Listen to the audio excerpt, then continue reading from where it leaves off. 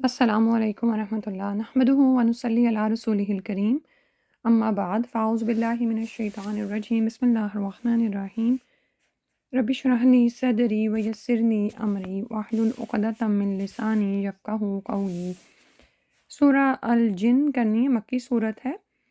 پارہ نمبر 29 ہے۔ شروع کرتے ہیں۔ بسم اللہ الرحمن الرحیم۔ قل کہہ دیجئے، اوحیہ وحی کیا گیا، الیہ میری طرف، انہو بے شک وہ، استماع کہ غور سے سنا، نفرن ایک جماعت نے، من الجنی جنوں میں سے، فقالو تو انہوں نے کہا، انا بے شک ہم نے، سمعنا سنا ہے ہم نے، قرآناً عجبا ایک عجب قرآن۔ تو اس صورت کا تھوڑا سا شان نزول پڑھتے ہیں تو پھر اس آیت کی بھی سمجھ آئے گی۔ سورۃ الجن دراصل مکی صورت ہے، اور جیسا کہ اس کے نام سے ظاہر ہے یہ جنوں کے بارے میں ہے۔ قرآن میں اور بھی مقامات پر جنوں کے بارے میں بتایا گیا ہے، اور اس سے ہمیں یہ پتہ چلتا ہے کہ یہ اللہ سبحانہ وتعالیٰ کی ایک مخلوق ہیں، اور یعنی اس بات کا یقین رکھنا ہمارے ایمان کا حصہ ہے، کیونکہ جب اللہ تعالیٰ نے بتا دیا کہ جن پیدا کیے گئے ہیں، اور وہ جیسے آتا نا کہ شیطان نے یعنی ابلیس نے آدم علیہ السلام کو سجدہ کرنے سے انکار کیا، اور اس نے کہا کہ تو نے اس کو مٹی سے بنایا اور مجھے آگ سے بنایا۔ تو جن آگ سے پیدا کیے گئے ہیں، اور جن جیسا کہ ان کے نام سے ظاہر ہے، جیم نون نون، اس کا مطلب ہوتا ہے چھپی ہوئی چیز، یعنی وہ ہمیں نظر نہیں آتے۔ تو انسان جو ہے وہ مرئی مخلوق ہے، یعنی دیکھی جا سکتی ہے، اور جن ایک ایسی مخلوق ہے جو کہ غیر مرئی ہے۔ اور ان دونوں مخلوقات کے بارے میں ہم پڑھ چکے ہیں کہ یہ دونوں ہی وہ تخلیقات ہیں اللہ سبحانہ وتعالیٰ کی، جن کو اختیار کی آزادی دی گئی ہے۔ اللہ تعالیٰ کی تمام مخلوقات اللہ کی عبادت میں بلا کم و کاست لگی ہوئی ہیں، اور ان کا کام ہی یہ ہے، ٹھیک ہے۔ اور اگر ہمیں بھی اختیار کی آزادی نہ دی جاتی، تو جیسے کہ ہم نے جب عہد الست پڑھا تھا، تو اس میں ہم نے یہی دیکھا کہ جب اللہ سبحانہ وتعالیٰ نے پوچھا کہ الستو بربکم، کیا میں نہیں ہوں تمہارا رب؟ قالوا بلا، تو وہ کہنے لگے کیوں نہیں، آپ ہی ہمارے رب ہیں، ٹھیک ہے۔ لیکن اللہ تعالیٰ نے اس دنیا میں بھیج کر انسان کو ایک امتحان میں ڈالا، اور وہ امتحان یہ ہے کہ انسان اپنی اختیار کی آزادی کو استعمال کرتے ہوئے اللہ کو پہچانے، اس کو وحدہ لا شریک جانے اور اس کی عبادت کرے، ٹھیک ہے۔ یعنی اور جنوں اور انسانوں کی مقصد تخلیق کیا ہے، جو ہم پیچھے پڑھ رہے ہیں سورہ ذاریات میں، کہ وما خلقت الجن والانس الا لیعبدون، کہ نہیں پیدا کیا میں نے جنوں اور انسانوں کو مگر یہ کہ وہ میری عبادت کریں، ٹھیک ہے۔ تو رسول اللہ صلی اللہ علیہ وآلہ وسلم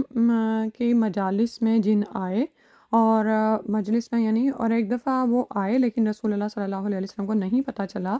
تو بعد میں ان کو وحی کے ذریعے بتایا گیا، ٹھیک ہے۔ تو اس سے یہ بھی پتہ چلتا ہے کہ جنوں نے آ کر قرآن کو سنا اور نبی صلی اللہ علیہ وسلم کو نہیں پتہ چلا، تو رسول صلی اللہ علیہ وسلم عالم غیب نہیں تھے۔ تو جب آپ کو قرآن کے ذریعے اس چیز کی اطلاع دی گئی، یعنی بذریعہ وہی خبر دی گئی، تو تب آپ کو اس بات کا علم ہوا۔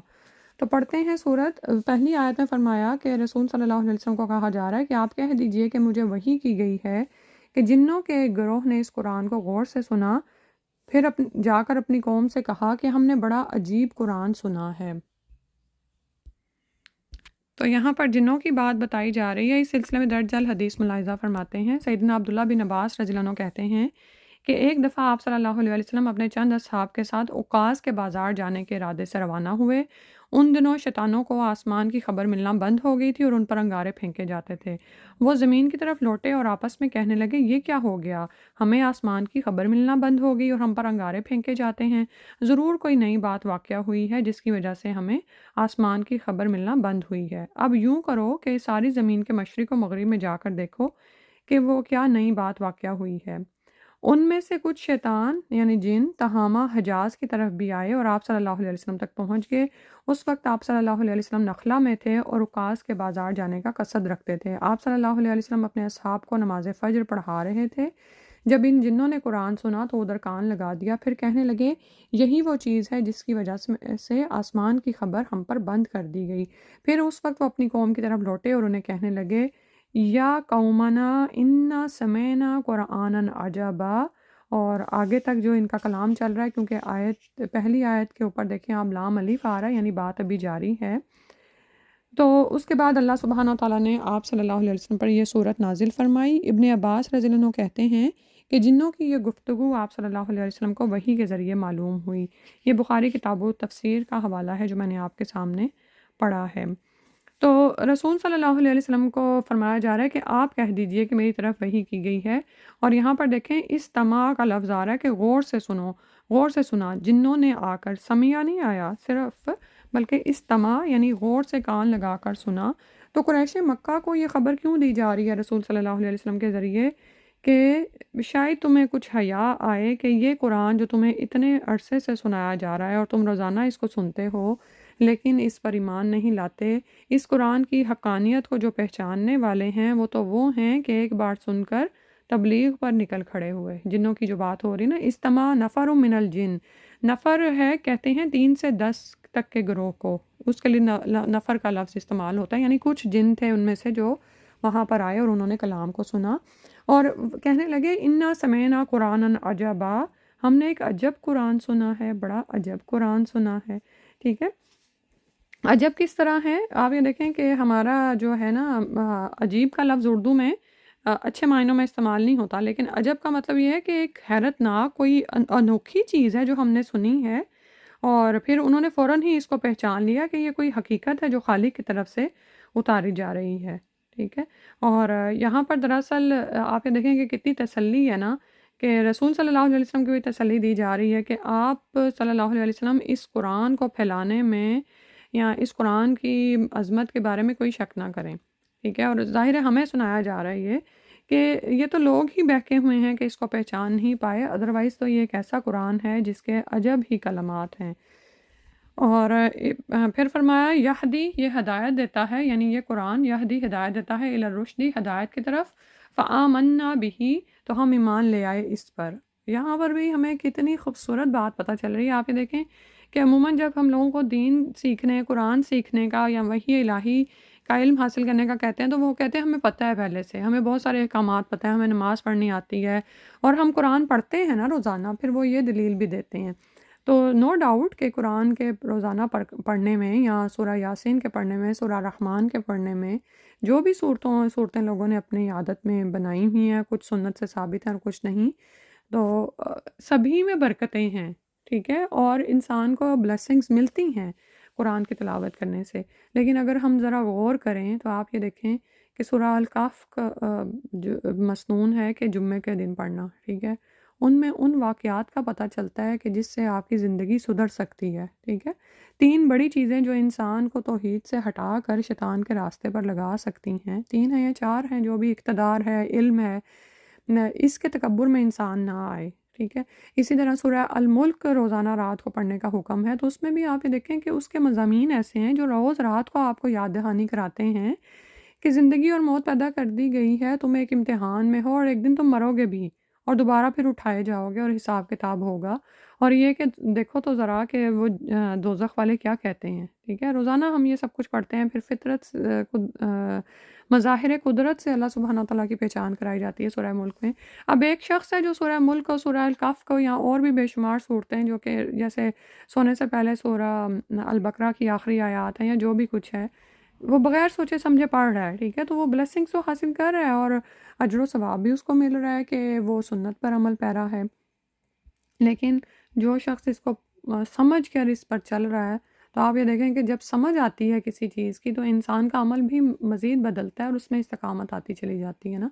ٹھیک ہے، تو ایک اس کو سمجھنا ہے، یعنی کہ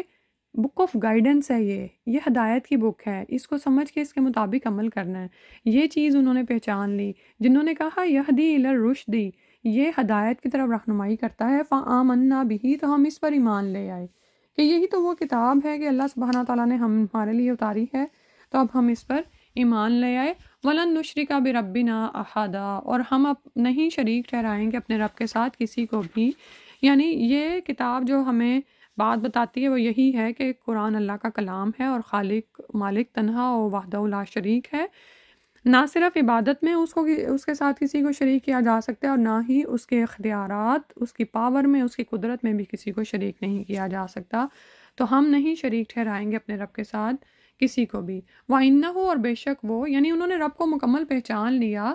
مکمل تو نہیں کہہ سکتے کہ رب کا ایسا تعارف حاصل کر لیا کہ ایمان پر استقامت حاصل کر گئے. کہنے لگے اور بے شک یہ کہ وہ برتر ہے جدو شان ہمارے ربنا ہمارے رب کی، متخذ نہیں اس نے بنایا صاحبتوں کوئی بھی بیوی، یعنی کوئی اس کا ساتھی نہیں ہے. صاحبہ جو ہے بیوی، بیوی اور ساتھی کے سینس میں آئے گا نا. ولا ولد اور نہ ہی کوئی اولاد. ٹھیک ہے، ایسا ہے ہمارا رب، یہ ہے اس کی عظمت اور اس کی قدرت اور اس کی یعنی کبریائی کہ وہ تو بلند ہے، اس کی شان بلند ہے. اس کو بیوی، اس نے بیوی اور بیٹا نہیں بنایا، اس کو یہ چاہیے بھی نہیں ہے. قل هو اللہ احد اللہ الصمد لم یلد ولم یولد ولم یکن لہ کفوا احد. اور پھر کہنے لگے وَأَنَّهُ اور بے شک وہ کانا تھا یقولو کہتا سفیہنا ہمارا بیوقوف، یعنی ہمارے ہمارے اندر کے ہمارے نادان لوگ. اور یہاں پر یہ بھی ہے کہ سفیہنا یعنی شیطان اللہ اللہ پر شطاطا بہت جھوٹی باتیں لگاتا، یعنی بہت خلاف حق باتیں وہ کہتا تھا. ٹھیک ہے، تو اب یعنی انہوں نے پہچان لیا کہ اس سے پہلے وہ جس راہ پہ تھے وہ دراصل بہکے ہوئے تھے، وہ حق سے ہٹے ہوئے تھے، وہ ناحق باتوں پر چل رہے تھے. اور اب انہوں نے پہچانا کہ اصل ہدایت کیا ہے، اور اصل ہدایت اللہ سبحانہ تعالیٰ نے ان کو عطا فرمائی اور اللہ کی معرفت انہوں نے حاصل کر لی. پھر فرمایا وَأَنَّا اور بے شک ہم نے ظننا ہم نے گمان کیا تھا ان لن تقول الانس کہ نہیں کہیں گے لوگ والجنو اور جن اللہ اللہ پر کذباً جھوٹ. یعنی ایک اور بات جو انہوں نے بتائی کہ کیوں ہم ہدایت پر نہیں تھے اور کیوں ہم جنوں اور انسانوں کی باتوں میں آ گئے، کہ ہمیں یہ لگتا تھا کہ جن اور انسان اللہ پر تو جھوٹ نہیں باندھیں گے، تو جو یہ باتیں کر رہے ہیں اس میں یعنی کہ کچھ ہوگا، اسی لیے ہم بھی ان کے پیچھے پیچھے چل رہے تھے. ٹھیک ہے، تو یعنی جیسے ابھی آیا نا کہ صفی ہونا، صفی سے مراد ایک فرد بھی ہو سکتا ہے، یعنی کہ وہ ابلیس ہے. اور اسی طرح جن اور انسان بھی جن کا یہاں پر ذکر آیا ہے کہ انہوں نے ہی انسانوں کو گمراہ کرنے کا بیڑا اٹھا رکھا تھا، اور وہ کیا کر رہے تھے کہ ناحق اللہ سبحانہ تعالیٰ پر ایسی باتیں لگا رہے تھے جو اللہ نے فرمائی ہی نہیں. ٹھیک ہے، تو ان جھوٹی باتوں سے مراد تمام شرکی عقائد ہیں، جیسے پیچھے ذکر آیا کہ ان کے ذہنوں میں یہ خیال تھا، اور اس بات پر جن اور انسان ہی ان کو لگا گئے کہ آیا رب متخذ صاحبتوں ولا ولدا، تو وہ یہ سوچتے تھے کہ اللہ کی بھی کوئی بیوی ہے اور اولاد ہے، نعوذ باللہ من ذالک. تو اب ان کو پتہ چلا کہ اللہ کی شان تو اتنی بلند ہے، وہ تو خالق ہے، وہ مخلوق کے برابر کیسے؟ تو نہ تو اس کی بیوی ہے نہ اولاد. ٹھیک ہے، اور یہ باتیں کون کون کہتا تھا؟ اہل کتاب بھی کہہ رہے تھے جیسے، اور مشرکین مکہ بھی کیا کہتے تھے. تو اس سے پتہ چلتا ہے کہ جنوں اور انسانوں میں بھی اسی طرح ہوتا ہے، یعنی جنوں میں بھی اسی طرح ہوتا ہے جیسے انسانوں میں کچھ لوگ ہدایت پر ہوتے ہیں اور کچھ گمراہی پر ہوتے ہیں، اور گمراہ ہونے والے خود کو بھی گمراہ کر رہے ہوتے ہیں اور دوسروں کو بھی گمراہ کر رہے ہوتے ہیں. ٹھیک ہے، جیسے قریش مکہ کا حال تھا، خود بھی رکتے تھے، دوسروں کو بھی انہوں نے روکا. اہل کتاب کا بھی یہی حال تھا. یہود و نصارہ نے کیا کیا کہ خود بھی ہدایت سے رکے رہے اور ہدایت کو چھپانے لگے، حق کو چھپانے لگے تاکہ لوگ بھی ہدایت نہ پا جائیں کہیں. ٹھیک ہے، تو یہ ساری باتیں تھیں کہ وہ بھی ایسی ہی باتیں سوچنے لگے، اور انہوں نے سوچا کہ اتنی بڑی اکثریت، یعنی آپ یہ دیکھیں نا کہ جھوٹی بات پر عموماً اکثریت چل پڑتی ہے، تو انہوں نے سوچا کہ اتنی بڑی اکثریت اللہ پر جھوٹ کیسے باندھ سکتی ہے. تو انہوں نے بھی ان باتوں کو درست تسلیم کر لیا. لیکن جب انہوں نے قرآن سنا تو ان کو اپنی سوچ کی خرابی سمجھ آ گئی. سبحان اللہ، یہ کتنی بڑی اللہ تعالیٰ کی بلیسنگ ہے کہ انہوں نے رب کو پہچان لیا. وَأَنَّهُ کانا اور بے شک وہ تھا رجال من الانس لوگوں میں سے، انسانوں میں سے، رجال کچھ آدمی، یعوذون وہ پناہ مانگتے تھے، برجال ساتھ کچھ آدمیوں کو، من الجن جنوں میں سے، فزادوہم تو اس بات نے ان کو بڑھا دیا تھا، رہقاً تکبر میں. تو ایک اور بات جو آیت نمبر 6 سے ہمیں پتہ چل رہی ہے کہ وہ کہنے لگے کہ انسانوں میں سے کچھ ایسے لوگ تھے جو کہ جنوں میں سے کچھ لوگوں کی یعنی کچھ لوگوں سے پناہ مانگتے تھے، یعنی ان کی پناہ میں آتے تھے. تو اس بات نے جنوں کو اور زیادہ تکبر میں بڑھا دیا تھا. ٹھیک ہے، عہد جاہلیت میں اکثر لوگوں کا یہ عقیدہ تھا کہ ہر غیر آباد جگہ جنوں کا مسکن ہوتا ہے، اور ان میں بھی انسانوں کی طرح بعض جن دوسروں کے سردار اور بادشاہ ہوتے ہیں جو وہاں حکومت کرتے ہیں. تو وہ یہ سمجھتے تھے کہ اگر کسی انسان کا ایسے علاقے میں گزر ہو تو وہ اس جن کی پناہ مانگے بغیر اس جگہ میں رہائش پذیر ہو جائے جس کے قبضہ میں یہ غیر آباد جگہ ہے، تو وہ حاکم جن ایسے انسان یا انسانوں کو علاقہ غیر میں داخل ہونے کی بنا پر سزا دینے اور تکلیف پہنچانے کا حق رکھتا ہے، خواہ وہ خود ایسی سزا دے یا اپنے ماتحت جنوں سے دلوا دے۔ چنانچہ سیدنا ابن عباس رضی اللہ عنہ کہتے ہیں کہ جاہلیت کے زمانے میں عرب جب کسی سنسان وادی میں رات گزارتے تو پکار کر کہتے کہ ہم اس وادی کے مالک کے جن کی پناہ مانگتے ہیں۔ گویا انسانوں کی اوہام پرستی کا یہ عالم تھا کہ اللہ نے تو اسے اشرف المخلوقات بنایا ہے اور جنوں سے بھی افضل پیدا کیا ہے، ٹھیک ہے۔ آپ یہ دیکھیں کہ فرشتوں کے ساتھ ابلیس کو بھی ابو البشر یعنی آدم علیہ السلام کو سجدہ کرایا گیا، ٹھیک ہے۔ یعنی سارے انسانوں کو انسان کو افضل قرار دیا گیا جن سے، لیکن اس نے کیا کیا کہ زمین کے خلیفہ انسان نے الٹا جنوں سے ڈرنا اور ان سے پناہ مانگنا شروع کر دیا۔ تو وہ کہہ رہے ہیں کہ لوگوں میں سے ہی کچھ لوگ ایسے تھے، یعنی انسانوں میں سے ہی، جو کہ جنوں میں سے کچھ لوگوں کی پناہ میں آتے تھے۔ تو فزادوہم رہقا، اس بات نے جنوں کا دماغ اور زیادہ خراب کر دیا تھا اور وہ اپنے آپ کو واقعی انسان سے افضل سمجھنے لگے تھے۔ تو یہاں پر دراصل تہمات کا توڑ کیا گیا ہے کہ جب انسان کسی چیز کو حواسوں پر سوار کرتا ہے نا تو اس کے سامنے بھی اسی طرح آ رہی ہوتی ہے، ٹھیک ہے۔ اور جن تکبر اور مستی میں ظاہر ہے پھر ان کو تنگ بھی کرتے تھے اور آگے بھی بڑھتے تھے، اور یہ پھر سمجھتے تھے کہ ہم اپنی باتوں میں سچے ہیں، اور اسی گمراہی پر ہی آگے سے آگے چلتے چلے جاتے تھے۔ اب اس میں ہمیں جو ہے، جو ہمارے سمجھنے کی بات ایک نظر آ رہی ہے کہ بعض اوقات ہم میں سے ہی کچھ لوگ ہوتے ہیں جو کہ یعنی کہ اللہ پر پورا ایمان اور عقیدہ رکھنے کی بجائے ڈرتے ہیں۔ آپ جانتے ہیں نا کہ کچھ لوگ یہ صورتحال ہوتی ہے کہ غیب کا علم حاصل کرنے کے لیے جنوں کو بلانا ہے یا روحوں کو بلانا ہے، تو پھر ان سے پھر چلے کاٹنا، اور بعض اوقات پھر ان سے ڈر کا یہ عالم ہوتا ہے ان کا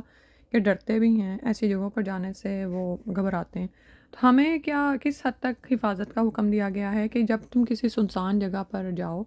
اور یہاں باتھ روم میں داخل ہوتے ہیں، کیونکہ باتھ روم یا ایسی گندی جگہیں شیطان جنوں کی مسکن ہوتے ہیں،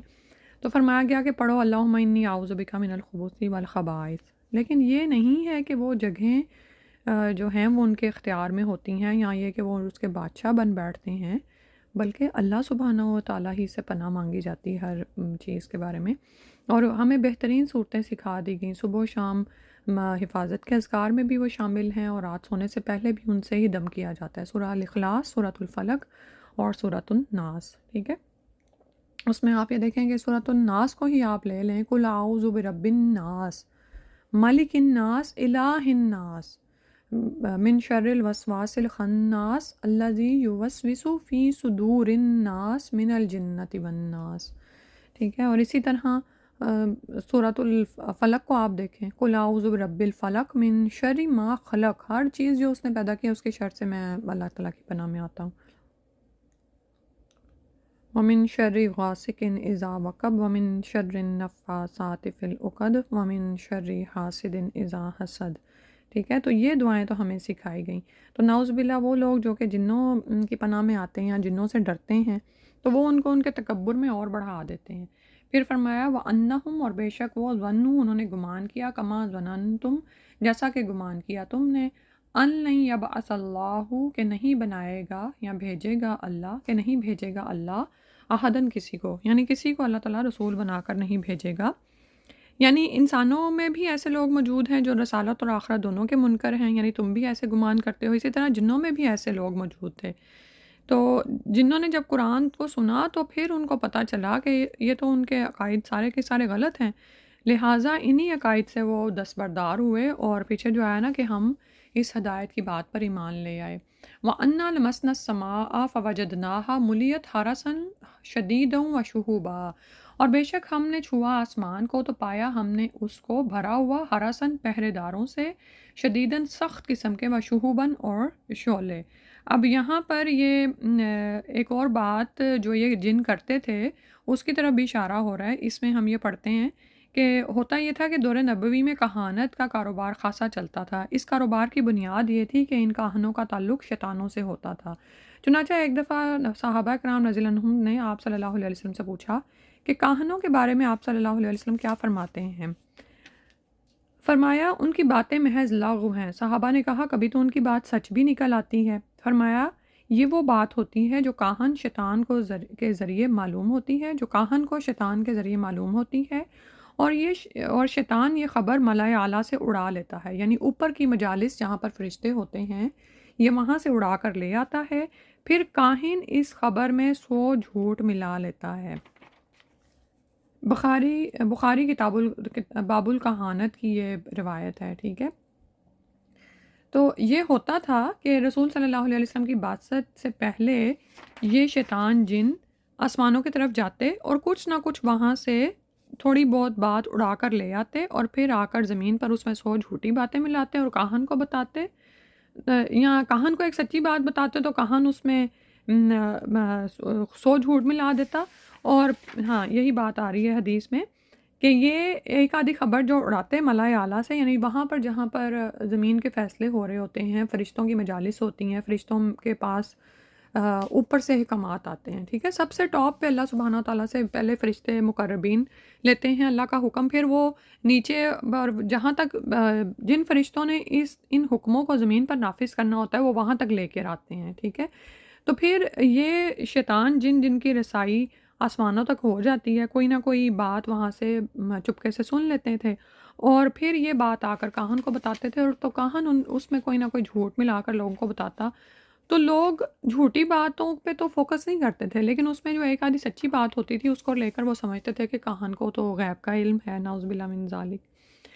تو لیکن ہوا کیا کہ رسول صلی اللہ علیہ وسلم کی بعثت کے بعد آسمان کے پہرے سخت کر دیے گئے تاکہ کوئی شیطان آسمان کے قریب بھی نہ پھٹکنے پائے، اور اس نظام کو سخت تر بنانے کی وجہ یہ تھی کہ وہی جو نبی آخر الزمان پر نازل ہونے والی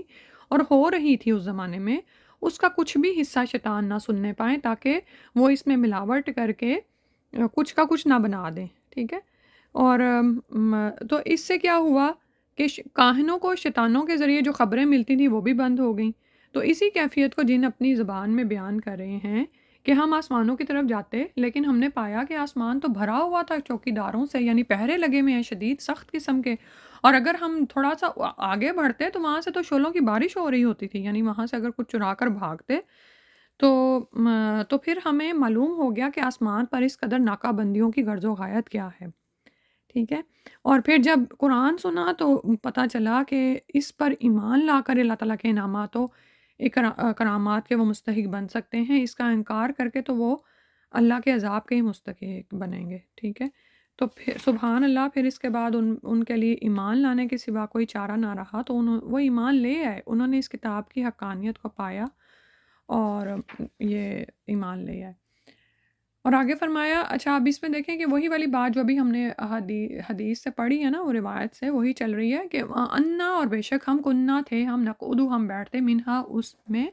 مقاعدہ بیٹھنے کی جگہ، لسمعی سننے کے لیے، یعنی چپکے چپکے سننے کے لیے نا وہاں جا کر بیٹھتے تھے۔ فمن، تو جو کوئی یستمی سنتا ہے، الآن اب، یجد لہو، پاتا ہے اپنے لیے، شہابن شعلہ، رصدن گھات لگایا ہوا، ٹھیک ہے۔ تو اب کیا ہے کہ اب اگر کوئی سنتا ہے، یعنی رسول صلی اللہ علیہ وسلم کی رسالت کے بعد اگر کوئی وہاں پر جاتا تو وہ اپنے لیے گھات میں بیٹھا ہوا ایک شعلہ پاتا۔ وَأَنَّا، اور بے شک ہم، لا نہیں، ندری ہم جانتے، اشرٌ، کیا شر، اریدو ارادہ کیا گیا، بمن ساتھ اس کے، فی الارض زمین میں، ام ارادہ بہم، یا ارادہ کیا گیا ساتھ ان کے، ربہم ان کے رب نے، رشدن ہدایت کا، ٹھیک ہے۔ یعنی ہمیں پتہ نہیں تھا کہ یہ جو ہوا ہے تو یہ کوئی شر ہے جو زمین میں ہمارے ساتھ ارادہ کیا گیا ہے، یعنی رب نے ان کے ساتھ ارادہ کیا ہے، یا کوئی ہدایت کی بات ہے جو ان کو پہنچنے والی ہے۔ وَأَنَّا، اور پھر انہوں نے اپنے بارے میں اب بتا رہے ہیں کہ بے شک ہم، منا، ہم میں سے، الصالحون، صالح لوگ ہیں، وَمِنَّا، اور ہم میں سے، دون ذالک، اس کے علاوہ بھی ہیں، ٹھیک ہے۔ کنّا طرائق قدادا، اور تھے ہم بھی مختلف راہوں پر، یعنی مختلف طرح کے طریقوں کو اختیار کیے ہوئے تھے، ٹھیک ہے۔ اب جب جنوں کو پتہ چلا کہ ان کی آسمان تک رسائی بند کر دی گئی ہے تو پھر وہ سوچنے لگے کہ ان کے رب نے ان کے ساتھ کسی شر کا ارادہ فرمایا یا ہدایت کا، ٹھیک ہے۔ ہمیں سمجھ میں نہیں آتا تھا، ٹھیک ہے، کہ زمین والوں کے ساتھ کوئی برا معاملہ کرنے کا ارادہ کیا گیا یا ان کا رب انہیں راہ راست دکھانا چاہتا ہے۔ اور پھر وہ اپنے بارے میں بتا رہے ہیں کہ ہم میں سے کچھ صالح تھے اور کچھ دوسرے بھی تھے، ہم مختلف طریقوں کو، راہوں کو اختیار کیے ہوئے تھے، یعنی ہم میں سے کچھ حق پر تھے اور کچھ باطل پر تھے، ٹھیک ہے؟ تو قرآن جب ہم نے سنا تو پھر ہم اس پر ایمان لے آئے، ٹھیک ہے؟ اور اب پھر آگے وہ بتا رہے ہیں کہ جب ہم نے یہ سب کچھ پایا اور دیکھا اور سنا اور ہمیں پتہ چل گیا کہ دراصل لوگوں کے ساتھ بھلائی کا ہی ارادہ کیا گیا ہے کہ یہ اللہ تعالیٰ کے انعامات و اکرامات کے مستحق بنیں، ایمان لے آئیں، اور اگر انکار کریں گے تو اللہ کے عذاب کے مستحق بنیں گے۔ وَأَنَّا، اور بے شک ہم نے، ظننا، ہم نے گمان کیا تھا، ان لن نعجز اللہ، کہ نہیں عاجز کر سکتے ہم اللہ کو فی الارض، زمین میں، ولن، اور ہرگز نہیں، نعجزہ ہو، ہم عاجز کر سکتے اس کو، ہربن، بھاگ کر۔ یعنی قرآن کو جب ہم نے سن لیا اور اللہ تعالیٰ کی عظمت اور قدرت کو ہم نے جان لیا تو ہمیں سمجھ آ گئی کہ اگر ہم نے قرآن کو نہ مانا تو اللہ کی سزا سے نہیں بچ سکتے، نہ تو زمین میں کسی جگہ چھپ سکتے ہیں، نہ ادھر ادھر بھاگ کر، نہ ہی ظاہر ہوا میں اڑ کے کہیں جا سکتے ہیں۔ وَأَنَّا لَمَّا سَمِعْنَا الْهُدَىٰ، اور بے شک جب ہم نے سنا ہدایت کی بات کو، آمنا بھی، ہم اس پر ایمان لے آئے۔ فمن، تو جو کوئی یؤمن، ایمان لائے، بربہ، اپنے رب پر، فلا یخافو، تو نہیں وہ ڈرے گا، بخسن، کسی نقصان سے، ولا رہقا، اور نہ ہی کسی ظلم سے، ٹھیک ہے؟ اب یہ دیکھیں کہ شیطانوں نے کس طرح سے پہچان لیا کہ جب آسمانوں پہ ہمارے راستے بند کیے جا سکتے ہیں اور اللہ سبحانہ و تعالیٰ ہی کے پاس سارے اختیارات ہیں، اور یہ جو لوگوں نے بنایا ہوا تھا کہ اللہ کے اختیارات میں کوئی اور بھی شریک ہے، یا یہ کہ نعوذ باللہ من ذالک کے غیب کا علم اللہ کاہن بھی رکھتے ہیں، تو کاہنوں کا تو علم ہی بند ہو گیا نا ان شیطانوں کے اوپر سے، راستے بند ہونے کی وجہ سے۔ تو یہ سب کچھ سن کر انہوں نے پہچان لیا کہ اب اگر ہم نے اللہ کو نہ مانا تو ہم بچ کر کہاں جائیں گے۔ تو پھر جب انہوں نے ہدایت کو سنا تو کہنے لگے کہ ہم اس پر ایمان لے آئے، اور پھر ایمان پر استقامت دیکھیں کہ کہنے لگے کہ جو کوئی اپنے رب پر ایمان لے آئے گا اس کو تو کوئی خوف نہیں ہوگا کسی نقصان اور نہ ہی ظلم کا، ٹھیک؟ اور یہ جو سب وہ اہم نکات ہیں جو جنہوں نے رسول اللہ صلی اللہ علیہ وسلم سے قرآن سن کر اخذ کی ہے، پھر ایمان لانے کے بعد یہ اپنی قوم پر گئے اور ان کو بھی جا کر انہوں نے بتایا، ٹھیک ہے؟ تو انہی میں سے آپ یہ دیکھیں کہ جو نقطہ یہاں پر آ رہا ہے نا کہ اسے کسی حق تلفی کا اور زبردستی کا یا ظلم کا خوف نہیں ہوگا۔ تو حق تلفی سے مراد یہ ہے نا کہ انسان جتنے اجر کا مستحق ہو اس سے اسے کم دیا جائے، یا ظلم سے مراد یہ ہے کہ اسے کوئی نیکی کا اجر ہی نہ دیا جائے، یا بلا قصور ہی سزا دے دی جائے۔ تو ایسا سب کچھ کیا ہے اللہ کے ہاں نہیں ہے، اللہ کے ہاں ایسی کوئی صورت نہیں ہوگی۔ آپ یہ دیکھیں کہ ان کی معرفت اللہ سبحانہ و تعالیٰ کے بارے میں، اور یہ کوئی زیادہ واقعات تو نہیں ہے کہ جنہوں نے رسول صلی اللہ علیہ وسلم سے کلام الہی سنا ہو، یہاں پر تو انہوں نے سنا ہے اور جا کے اپنی قوم کو تبلیغ کرنے والے بن گئے ہیں۔ اچھا، اب یہ حیرت کی بات ہے کہ نہ صرف خود ایمان لے آئے بلکہ ایسے استقامت کے ساتھ جمے کہ تبلیغ کرنے والے بن گئے۔ ہم پیچھے کتنی ہی قوموں کے واقعات پڑھ رہے ہیں، دیکھیں تبلیغ کرنا کوئی آسان کام نہیں ہوتا۔ ہم نے دیکھا نوح علیہ السلام، ہود علیہ السلام، صالح، شعیب علیہ السلام، ٹھیک ہے، موسیٰ اور ہارون علیہ السلام کے قصے ہم نے پیچھے پڑھے۔ تو اس سب میں آپ یہ دیکھیں کہ نبی کس طرح سے ڈٹ کر اپنی قوم کے سامنے کھڑا ہوا۔ تو تبلیغ کرنا کوئی آسان نہیں ہوتا، لوگوں کو ان کی جمی ہوئی راہ سے ہٹانا یا اس کے خلاف کوئی بات کرنا، تو یہ کوئی آسان کام نہیں ہے۔ یہ وہی شخص کر سکتا ہے جس کے اندر ایمان سرایت کر چکا ہو، اور جو ایسا ایمان رکھتا ہو کہ باطل کے سامنے چٹان بن کر کھڑا ہو جائے، ٹھیک ہے؟ تو اب یہ ان کا ایمان تھا اپنے رب کے بارے میں کہ جو کوئی اپنے رب پر ایمان لے آئے گا تو اسے کسی کمی یا زیادتی کا کوئی خوف نہیں ہوگا۔ پھر کہنے لگے وَأَنَّا، اور بے شک ہم، منا، ہم میں، المسلمون، مسلمان بھی ہیں، ومن القاسطون، اور کچھ دوسرے بے انصاف بھی ہیں، فمن اسلم، تو جو کوئی سر تسلیم خم کر دے، فاولئک، تو یہی وہ لوگ ہیں، تحروا رشدا، انہوں نے قصد کیا بھلائی کا۔ اچھا، اب یہاں پر پھر انہوں نے اپنے بارے میں بتایا کہ اب کیا ہے کہ ہم میں سے کچھ تو فرما بردار ہیں اور کچھ بے انصاف لوگ ہیں، یعنی جو نہیں ماننے والے ہیں، اور جو فمن اسلم فاولئک تحروا رشدا، جو کوئی فرما بردار بن گیا تو اس ایسے ہی لوگوں نے بھلائی کا راستہ اختیار کر لیا۔ حرہ کا مطلب ہوتا ہے، یعنی یہ جو یہاں پر آ رہا ہے نا، تحری ہے کہ بہترین رائے کی تلاش میں جانا، یعنی اگر آپ کو ایک جگہ پہ بات کا پوری طرح سمجھ نہیں آتی، پھر آپ اس میں غور و فکر کریں، پھر کریں، ٹھیک ہے؟ زیادہ مناسب اور لائق تر چیز کو طلب کرنا، ٹھیک ہے؟ دو چیزوں میں سے زیادہ بہتر کو طلب کرنا، تو اب ایمان آنے والے جن اپنی قوم میں واپس آ کر انہیں سمجھا رہے ہیں کہ بلا شبہ ہم میں سے کچھ فرما بردار ہیں اور کچھ نافرمان اور بہراہ رو بھی ہیں، اور حق بات تو یہی ہے کہ جو لوگ اسلام لے آئے انہوں نے عقل مندی کی راہ اختیار کی، ہدایت کی راہ کو پسند کر لینا ہی ان کے بہتر انتخاب کی دلیل ہے، ٹھیک ہے۔ تو اب یعنی کہ انہوں نے تحرّوا رشدا، انہوں نے بھلائی کی کے لیے تگ و دو کی، بہترین راہ کی تلاش میں وہ چل پڑے،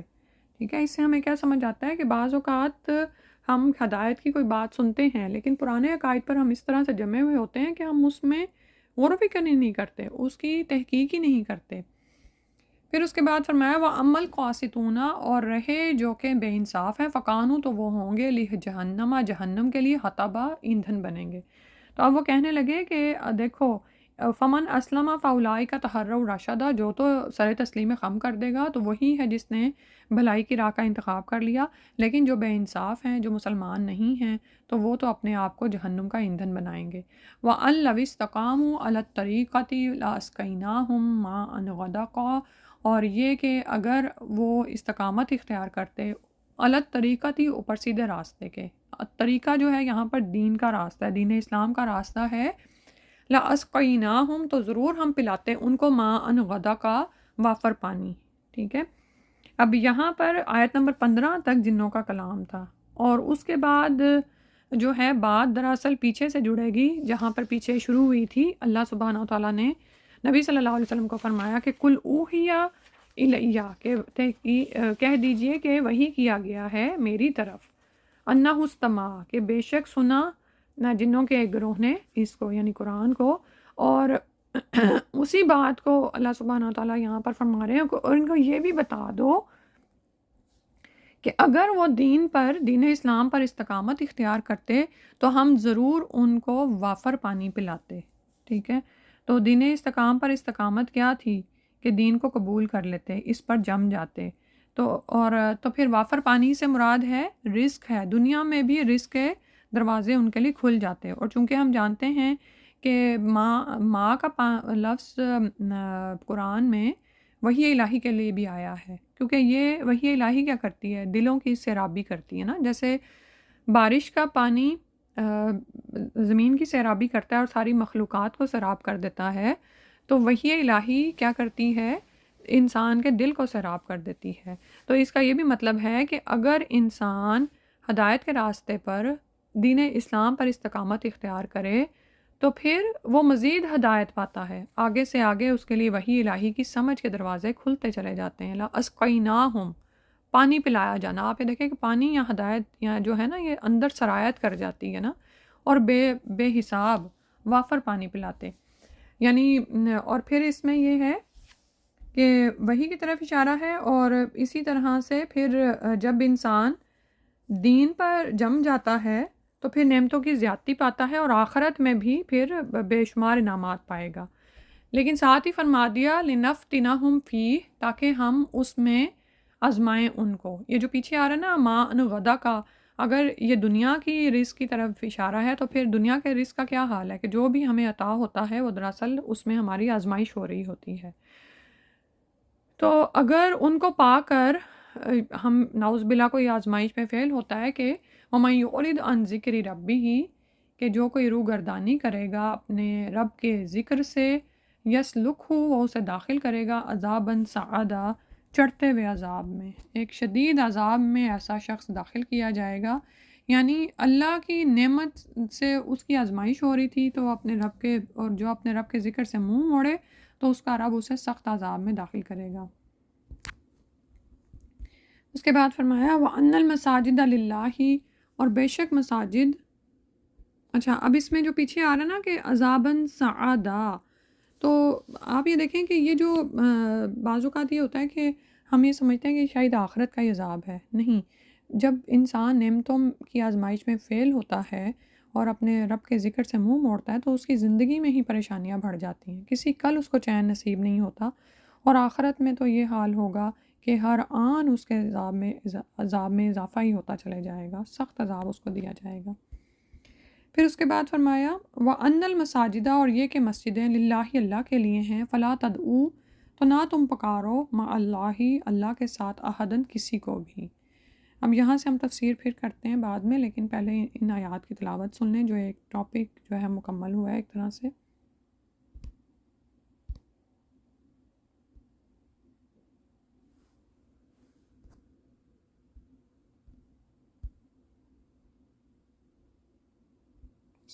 بسم اللہ الرحمن الرحیم قل اوحی الی انہ استمع نفر من الجن فقالوا انا سمعنا قرآنا عجبا يهدي الى الرشد فآمنا به ولن نشرك بربنا أحدا وأنه تعالى جد ربنا ما اتخذ صاحبة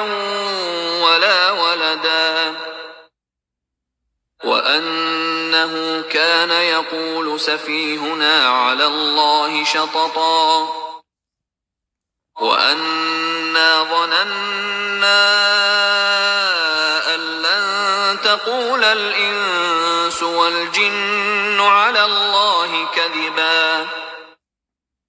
وأنه كان رجال من الإنس يعوذون برجال من الجن فزادوهم رهقا وأنهم ظنوا كما ظننتم أن لن يبعث الله أحدا وأنا لمسنا السماء فوجدناها ملئت حرسا شديدا وشهبا وأنا كنا نقعد منها مقاعد للسمع فمن يستمع الآن يجد له شهابا رصدا وأنا لا ندري أشر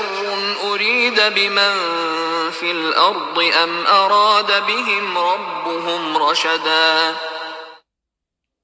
وأنا منا الصالحون ومنا دون ذلك كنا طرائق قددا وأنا ظننا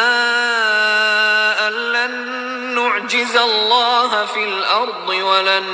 نعجزه هربا وأنا لما سمعنا الهدى آمنا به فمن يؤمن بربه فلا يخاف بخسا ولا رهقا وأنا منا المسلمون ومنا القاسطون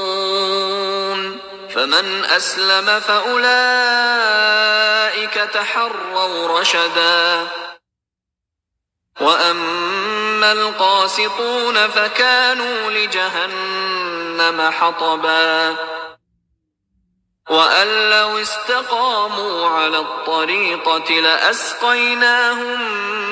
ماء غدقا لنفتنهم فيه ومن يعرض عن ذكر ربه يسلكه عذابا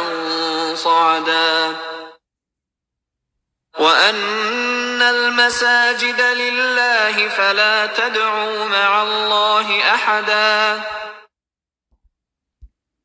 آیت نمبر 18 کہہ رہے تھے اور بے شک مساجد اللہ کے لیے ہیں، فلا تدعوا مع اللہ احدا، تو یہ کہ اس میں اللہ کے سوا کسی اور کا نام پکارو۔ تو ویسے تو ہر جگہ ہر حال میں کسی بھی جگہ پر اللہ تعالیٰ کے ساتھ کسی کو دوسرے کو نہیں پکارنا چاہیے، یہ شرک ہے، مگر مساجد میں تو ایسا کام کرنے سے شرک کا گناہ کہیں زیادہ بڑھ جاتا ہے، کیونکہ مسجدیں تو خالصتاً اللہ سبحانہ و تعالیٰ کی عبادت کے لیے بنائی جاتی ہیں، ٹھیک۔ اور جیسے آپ تو جانتے ہیں کہ امت مسلمہ کے لیے تو ساری زمین ہی مسجد گاہ بنا دی گئی ہے نا، سوائے یہ اس کے واش روم یا ایسی جگہوں کے۔ تو کسی بھی جگہ پر اللہ تعالیٰ کے ساتھ دوسروں کو پکارنا جائز نہیں ہے، ٹھیک ہے؟ اور مسجد سے ہے یعنی سجدہ کرنے کی جگہ، تو بعض علماء کے نزدیک مساجد سے مراد وہ اعضاء ہیں جن پر سجدہ کیا جاتا ہے، تو یہ اعضاء اللہ کی عبادت اور بندگی کے لیے بنائے گئے ہیں، تو اللہ کے ساتھ دوسروں کو پکار کر ان کا غلط استعمال کرنا جائز نہیں ہے۔ وَأَنَّهُ اور بے شک وہ لما جب قامہ کھڑا ہوتا عبداللہ اللہ کا بندہ، یدعوہ وہ پکارتے وہ کہ وہ اللہ کی عبادت کرے، قادو قریب تھا کہ یکونون وہ ہو جائے علیہ اس پر لبادہ ٹھٹ کے ٹھٹ۔ اب یہاں پر دراصل دو طرح کی باتیں نکل رہی ہیں اس آیت سے، کہ بے شک وہ جب کھڑا ہوتا، یعنی نبی صلی اللہ علیہ وسلم کی بات ہو رہی کہ جب اللہ کا بندہ کھڑا ہوتا کہ وہ اس کی عبادت کرے، تو قریب تھا کہ وہ سب کے سب اس پر ہلکا در ہلکا کھڑے آ جائیں۔ تو نبی صلی اللہ علیہ وسلم جب لوگوں کو قرآن سنانے کے لیے کھڑے ہوتے تو مسلمان بھی آپ کی طرف دوڑے دوڑے آتے تھے اور کافر بھی، لیکن دونوں کے آنے اور ہجوم کرنے کا مقصد الگ الگ اور ایک دوسرے کے برعکس ہوتا تھا۔ مسلمان تو ہدایت کے طالب ہیں، اس لیے وہ فوراً آپ صلی اللہ علیہ وسلم کی طرف چل پڑتے، اور کافر یہ چاہتے، کافر بھی آتے تھے دوڑ کے، لیکن کیوں؟ اس لیے کہ شور شرابہ کر کے قرآن کی آوازوں کو لوگوں کے کانوں میں نہ پڑنے دیں، ٹھیک ہے؟ اور پھر جیسے یہ بھی کرتے کہ آپ صلی اللہ علیہ وسلم پر نظریں جما کر اور آپ صلی اللہ علیہ وسلم کو گھور کر اتنا مروب کرنا چاہتے کہ ان کی اس چیز سے مروب ہو کر آپ صلی اللہ علیہ وسلم قرآن سنانا بند کر دیں، اور یا پھر بعض اوقات اس لیے آتے کہ قرآن میں سے کوئی ایسا نقطہ ڈھونڈ سکیں جس سے آپ صلی اللہ علیہ وسلم کا مذاق اڑایا جائے یا آپ کو نعوذ باللہ جھوٹا کہا جائے، ٹھیک ہے؟ اور اس میں چونکہ سورہ جن چل رہی ہے، اس کی بات ہو رہی، تو یہ بھی ہے کہ جب اللہ کا بندہ اس کی عبادت کے لیے کھڑا ہوتا ہے یعنی اللہ سبحانہ وتعالیٰ کی، تو جن بھی انسانوں کی طرح ہی یعنی اشتیاق کے ساتھ آپ کے اوپر ٹھٹ کے ٹھٹ بنا لیتے۔ تو فرمایا قل کہہ دیجئے انما بے شک ادعو میں تو پکارتا ہوں ربی اپنے رب کو، ولا اشرکو اور نہیں میں شریک کرتا بھی ساتھ اس کے احدن احدہ کسی کو بھی۔ تو آپ صلی اللہ علیہ وسلم کو کہا گیا کہ ان ہجوم کرنے والے کافروں سے کہیے کہ میں تو کوئی قابل اعتراض باتیں نہیں کہہ رہا، میں تو صرف یہ کہتا ہوں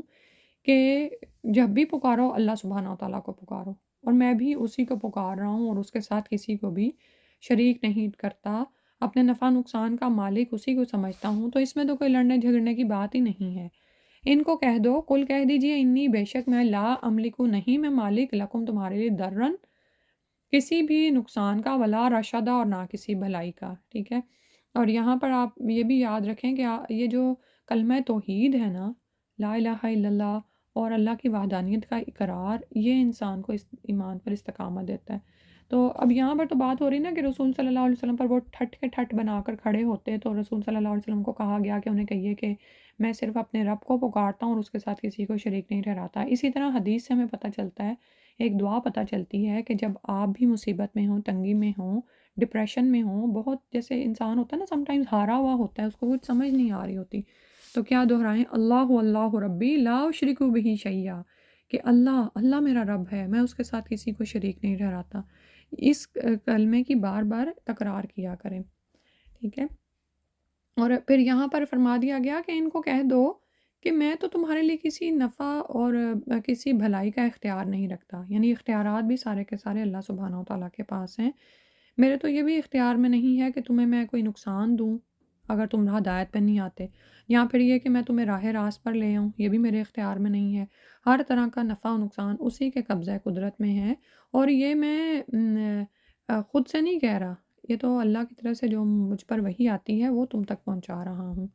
قل کہہ دیجئے انی بے شک میں لن یجیرنی کہ ہرگز نہیں مجھے بچائے گا من اللہ اللہ سے احدن کوئی بھی، ولن اجدو اور نہیں میں پاتا من دونہ اس کے علاوہ ملتحدہ کوئی جائے پناہ، ٹھیک ہے؟ تو میرے تصرف اور اختیار کا حال تو یہ ہے کہ تمہیں تو نفع و نقصان پہنچانا دور کی بات، اگر مجھ پر بھی کوئی نفع و نقصان پہنچ رہا ہے تو میں اس کو ہٹانے کا اختیار نہیں رکھتا ہوں، ٹھیک ہے؟ لن یجیرنی من اللہ احد، مجھے اللہ کی پناہ سے یعنی اللہ کے علاوہ مجھے کوئی پناہ نہیں دے سکتا، اور میں تو اس کے علاوہ کوئی جائے پناہ پاتا ہی نہیں ہوں۔ ملتحدہ جو ہے لحد سے ہے نا، یعنی کسی جگہ پر چھپ کر اپنے لیے پناہ حاصل کر لینا، تو ایسا تو کوئی کونا نہیں کہ انسان اللہ سے چھپ جائے یا اس سے بچ جائے۔ تو ہم کیا کر رہے ہیں، یعنی اس سے کیا پتہ چل رہا ہے کہ رسول صلی اللہ علیہ وسلم کیا کر رہے تھے کہ میں تو صرف تبلیغ کر رہا ہوں، الا مگر بلاغاً پہنچا دینا من اللہ، اللہ کی طرف سے، و رسالاتی ہی، اور اس کے پیغامات، یعنی میرا تو ذمہ کیا ہے کہ مجھے اللہ نے اپنی طرف سے پیغامات پہنچانے کی ڈیوٹی دی ہے۔ وَمَن یعص اللّہ، تو جو کوئی نافرمانی کرے اللہ کی و رسولہ، اور اس کے رسول کی، فَإِنَّ، تو بے شک لہو اس کے لیے، نارا جہنم، جہنم کی آگ ہے، خالدین فیہا ابدا، وہ اس میں ہمیشہ ہمیشہ رہے گا۔ ٹھیک ہے، نعوذ باللہ من ذالک، اللہ سبحانہ وتعالیٰ اس سے بچائے۔ تو پہنچانا کیا ہے کہ ایک حجت تمام ہو رہی ہے کہ نہیں مانتے نہ مانو، لیکن یاد رکھو کہ جو اللہ اور اس کے رسول کی نافرمانی کرے گا تو ایسے ہی لوگوں کے لیے جہنم کی آگ ہے، جس سے وہ باہر نہیں نکلنے والے، ہمیشگی کی آگ ہے، اسی میں رہیں گے۔ حتیٰ اذا رأوا ما یوعدون، یہاں تک کہ جب وہ دیکھ لیں گے جو وہ وعدہ کیے گئے ہیں، فسیعلمون، تو وہ عنقریب جان لیں گے، من اضعف، کون کمزور تر ہے، ناصراً مددگار، و اقل عددا، اور تعداد میں کم تر ہے۔ ٹھیک ہے، تو یہ جب عذاب کو سامنے دیکھیں گے، جب اس جگہ پر پہنچیں گے، تو کیا ہے کہ آج تو یہ لوگ سمجھ رہے ہیں کہ جب ہم نبی صلی اللہ علیہ وسلم پر جتھا بنا کے کھڑے ہو جاتے ہیں اور آپ کو تنگ کرتے ہیں اور ان کو نہ تو خود ہدایت قبول کرتے ہیں اور لوگوں کو بھی اس راہ سے روکتے ہیں، تو یہ جب جب وہ دن آئے گا، جب ان کو عذاب میں ڈالا جائے گا، جب وہ اس کو دیکھ لیں گے تو ان کو پتہ چل جائے گا کہ کون سا فریق تعداد میں زیادہ کمزور ہے اور کون عدد کے اعتبار سے کم ہے۔ ٹھیک ہے، اور اگر دنیا کے اعتبار سے اس دن کو دیکھا جائے جس سے ان کو ڈرایا جا رہا ہے، تو فتح مکہ یعنی حق کی فتح کا دن بھی ہو سکتا ہے، اور اسی طرح اگر آخرت کی بات ہے تو ظاہر ہے یہ قیامت کا دن ہے کہ اس دن تو جان ہی لیں گے، کہ دنیا میں تو انسان اپنے جتھے پر، اور جو ہم بعض اوقات اپنے علم پر بڑا ناز کرتے ہوئے ہم دلائل سے بات کر رہے ہوتے ہیں نا، اور دوسروں کو ایسے کہتے ہیں کہ ہم نے اسے شٹ اپ کرا دیا، تو ذرا سوچنے والی بات ہے کہ کیا ہم حق پر ہوتے ہیں، یا اگر حق پر ہوں بھی تو ہم بعض اوقات تکبر میں اس طرح سے اخلاق کا دامن ہاتھ سے کھو رہے ہوتے ہیں۔ تو انسان ذرا اس دن سے ڈرے جب وہ اللہ کے آگے کھڑا ہوگا، اللہ کے آگے کسی کی بھی حیثیت ہی کیا ہے، کیا ہستی ہے ہماری کہ ہم اس کے حق میں کوئی کمی کریں، تو وہاں پر جو پہنچیں گے تو جان لیں گے پھر کون ہے مددگار کمزور اور کون ہے تعداد میں کم۔ کل کہہ دیجئے ان ادری، نہیں میں جانتا، اقریبن کے قریب ہے، ما توعدون، جو تم وعدہ دیے جاتے ہو، ام یجعلوا، یا کر دے لہو اس کے لیے، ربی میرا رب، آمدن ایک مدت، یعنی علم غیب سے متعلق اللہ کا جو دستور ہے وہ یہی ہے کہ وہ علم تو اللہ ہی کے پاس ہے، میں تو نہیں جانتا کہ جس چیز کا تمہیں وعدہ دیا گیا ہے وہ قریب ہے، یا میرا رب اس کے لیے کوئی مدت مقرر کر دے، کوئی لمبی مدت یعنی مقرر فرما دے۔ تو یہاں پر کیا بتایا جا رہا ہے کہ یعنی یہ کفار کے ایک سوال کا جواب ہے، وہ جو بار بار یہ سوال کرتے تھے کہ قیامت کب آئے گی اور تم ہمیں بتاؤ، تو فرما دیا گیا کہ میں نہیں جانتا وہ قریب ہے یا دور ہے، لیکن یاد رکھو کہ جو وعدہ دیا تو گیا ہے وہ ہوگا تو صحیح، چاہے وہ آئے اب یا پھر یہ کہ میرا رب اس کو کچھ ڈیلے کرے۔ عالم الغیبی، وہ غیب کا علم جاننے والا ہے، فلا یظہرو، تو نہیں وہ ظاہر کرتا، یعنی اس علم کو، علی غیبی ہی، اپنے غیب پر، احدن، کسی پر بھی۔ تو علم غیب اللہ سبحانہ وتعالیٰ ہی کا علم ہے، اور اللہ ہی عالم الغیب ہے، وہ اپنے غیب پر کسی کو بھی آگاہ نہیں کرتا کہ قیامت کب آئے گی۔ ہاں، کچھ باتیں غیب کی رسولوں کو بتائی جاتی ہیں تاکہ وہ آگے لوگوں کو بتائیں اور انہیں متنبع کریں، ٹھیک ہے، وہ باتیں جن کا بتانا ہدایت پر چلنے کے لیے ضروری ہوتا ہے، ٹھیک ہے، یعنی یہ ایک بات بتا دی گئی کہ قیامت ضرور آئے گی، اسی طرح بتا دیا گیا کہ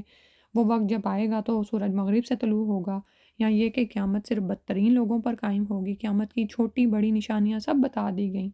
ٹھیک ہے، اور اسی طرح غیب کی یہ باتیں کہ روز حشر میں اللہ سبحانہ وتعالیٰ کی عدالت میں کسی کا اختیار نہیں ہوگا، صرف اللہ سبحانہ وتعالیٰ ہی فیصلہ کریں گے، اور جنت اور دوزخ کے حالات بتا دیے گئے، تو یہ سب باتیں غیب سے تعلق رکھتی ہیں جو اللہ نے وحی کے ذریعے اتاری ہیں، لیکن اس کے علاوہ جو بھی یہ باتیں کرتے تھے کہ قیامت کب آئے گی اور کیا ہے، تو وہ